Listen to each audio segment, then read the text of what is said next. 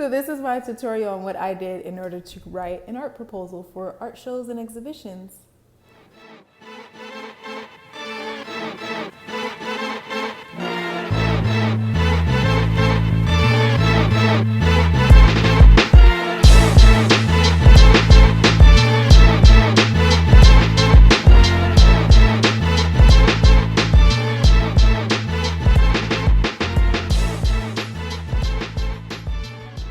I made this video for everyone who used to ask me how I was getting my work in gallery spaces or spaces that allowed for a gallery to exist within their event space. I would get tons of DMs and I would wind up DMing people back and sending long emails back. And so I decided to make this video in order to inform people what I personally did, which allowed me to have exhibitions and solo exhibitions for 6 consecutive months, which is really amazing, and that's something that I challenged myself to do by actively writing artist statements and art proposals and then sending them out. I really didn't know what I was doing. I just knew that I was doing my due diligence by doing research and then applying that research to my personal practice and then submitting that.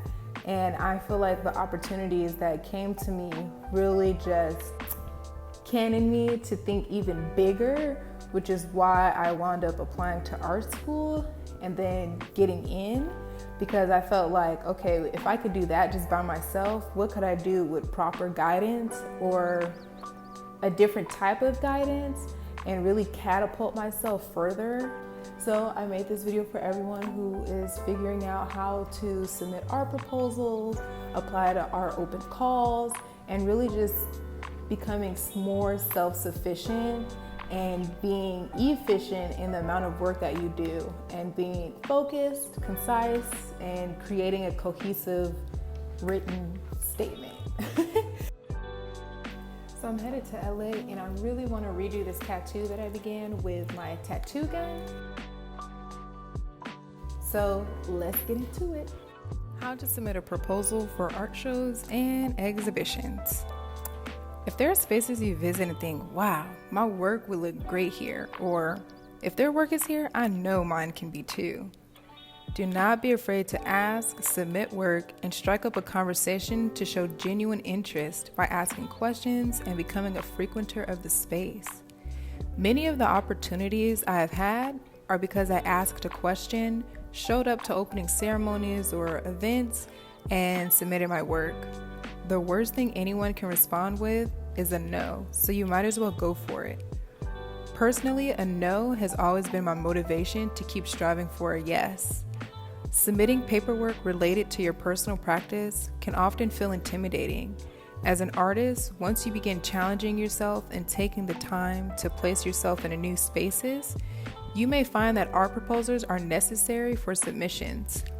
Even if they are not, it is a great habit to get into cultivating a practice that is professional, in a sense that your presentation and language is elevated to encourage trust and believability.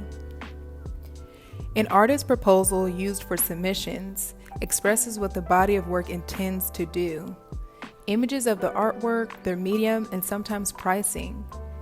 You want the proposal to be cohesive and concise, leaving no room for misunderstanding. The first time I created a proposal, I did some research online and put together a document that was as professional as I could get it. I used Google Docs and saved the document as a PDF. Looking back, I would highly suggest creating a PDF from Adobe Photoshop by either having a graphic designer assist you or taking the time to learn a new skill, which would be Adobe Photoshop. One of the first proposals I ever submitted included the following. 1. My name. 2. Intended title of the exhibition. This is extremely important because I've met many people who decide that they want to leave things untitled, but untitled without an actual intention. So you want to take time to think about the intended title of your exhibition and perhaps intended titles for your artworks as well, unless you intentionally want works to be untitled. 3. Artist biography. Your personal biography should share any awards won, if you have previously exhibited, whether or not you are attending university, and your overall ethos. Even if you feel you have not done enough to have a substantial biography, really reflect back and include all of your small wins to curate one big win for yourself via your bio. Before I had a solo show, I was showing all throughout LA County and had some collectors of my work. So I included that information. You want the information to be very specific to you. Here's an excerpt from a biography that I have submitted.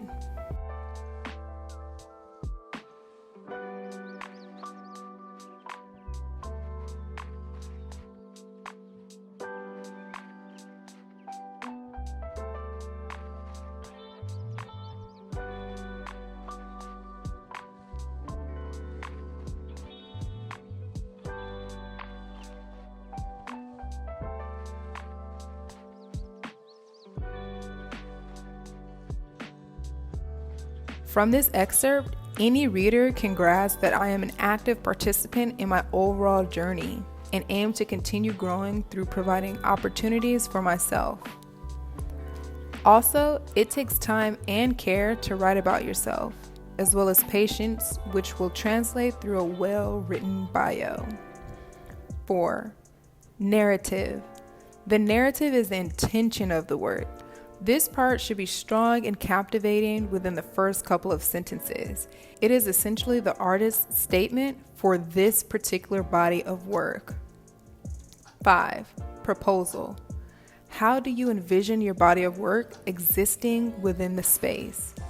Think about what's special about your art and why this organization should include it in its exhibit. Consider doing some research on the establishment's ethos, their goals, and previous exhibitors. Ensure that your work aligns with their overall vision, or in a way, canons their existing ideas a little further. Be innovative and aligned. When you have a diverse body of work or committed visual language, it is imperative that you reflect on your work and observe the space of which you are submitting to. You want to be fully prepared. 6. Medium of the pieces. So be sure to include whether or not you used acrylic paint, mixed media, if it's video, it includes audio, everything that went into creating your final pieces. 7. Materials needed for installation. This is very important. You want to make sure that you include the materials necessary in order to successfully install your work so that the gallery is fully prepared, or the space can let you know whether or not your pieces can successfully be in their space. 8. Checklist. Image of each work submitted. High quality images. I was using images that I took from my phone because that was the only really good camera that I had, but you want to make sure that the images are high quality. So I preferred photographing my work during daylight to use natural sunlight, and then I would crop the images and adjust the contrast a little bit, but you don't want to edit the photo so much that it deviates from what the actual and original painting or sculpture or video looks like. You want to include the price of the work, its size, obviously the medium, and the year of which you created. I also included a footer on the bottom of each page, which included my name, telephone number, website, and email in smaller font than the rest of the document. The footer was only included because I used a Google Doc and not Adobe Photoshop. When I began creating proposals, I was learning from Google. I knew I wanted to stand out and be prepared wherever I went. Before communicating online, I would always visit the spaces in person so I could stand out even more. In the event this is not possible for you, take the time to place a call and ask some questions you need answers to instead of an email. Personally, I generally use emails in order to follow up after conversation so that I stand out not only by my name, but my face, voice, and original work. What I actively did allowed me to have 6 consecutive solo exhibitions. I received many no emails and others that did not accept unsolicited or uninvited submissions.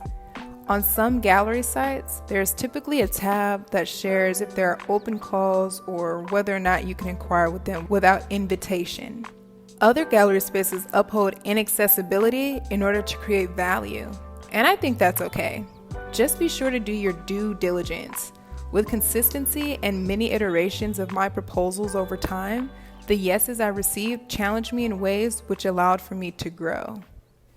So just in case some of you, or many of you, are more so like visual learners, as I am, I definitely went on my website and I created a free downloadable link for an artist proposal template. I'm looking at my notes on my laptop because I typed this out. It's just easier when I can type it out. And this template can be used as a guideline. It's by no means the only way that you are able to submit work in any way, shape, or form. If you're in a position where you want to challenge yourself by doing something new with your artwork, this is what I did, which allowed for me to experience and network with so many people who either invested in my work or constantly refer me to new opportunities. Because when you show up for yourself, others will too. And that's something that I have seen, and that's something that I continue to do. You'll be able to see what I submitted, but you really have to do the work, and you really have to think critically about your work and what you are aiming to convey. Thank you so much for taking the time to watch this video, and I'll see you next week.